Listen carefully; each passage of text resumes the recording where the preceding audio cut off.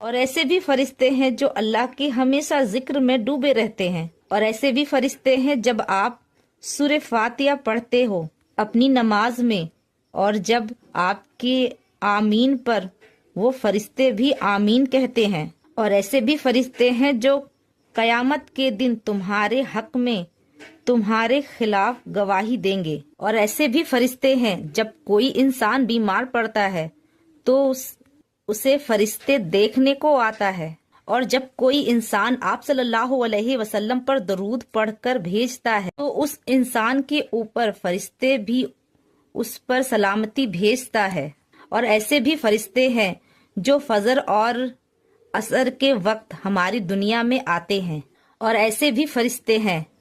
جب آپ کسی جنگ میں ہوتے ہیں تو آپ کی مدد کرتے ہیں، اور ایسے بھی فرشتے ہیں جو آپ کے ساتھ آپ کے قبر میں ہوں گے، اور ان فرشتوں کو ان کاموں کو کرنے کے لیے اللہ نے کہا ہے، اور فرشتے کبھی بھی اللہ کی نافرمانی نہیں کرتے، اور یہی وہ نظام ہے جو اللہ نے بنایا ہے جس میں ہماری پوری کائنات چل رہی ہے، اور اسی نظام کو چلانے کے لیے اللہ نے بہت سارے فرشتوں کو مقرر کر رکھا ہے۔ ساتوں آسمانوں کو بنانے کے بعد اللہ نے سب سے پہلے فرشتوں کو بنایا، اور یہ جب پوری کائنات ختم ہوگی، تباہ اور برباد ہوگی، قیامت کے دن آخری بچنے والا بھی ایک فرشتہ ہی ہوگا،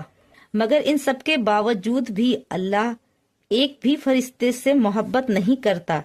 کیونکہ اللہ ہم انسانوں سے زیادہ محبت کرتا ہے، کیونکہ جو فرشتوں کے پاس ایمان ہے وہ اللہ کا دیا ہوا ہے، کیونکہ فرشتوں کی کوئی پسند نہیں ہوتی ہے اور نہ ہی وہ کسی کو پسند کرتا ہے، اور ان کی اپنی کوئی نفس بھی نہیں ہے، لیکن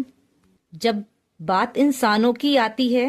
تو اللہ نے ہمیں ایمان نہیں دیا، بلکہ ہم خود اللہ کی بات مانتے ہیں، تو ہم اپنے دل سے اللہ پر ایمان لاتے ہیں، اور ہم ایمان بھی زور زبردستی سے نہیں لاتے ہیں بلکہ اپنی مرضی سے لاتے ہیں، تو اللہ کے نظروں میں ہم انسانوں کا ایمان فرشتوں سے زیادہ ہے، کیونکہ ہم نے اللہ کو خود چنا ہے اللہ کی عبادت کرنے کے لیے،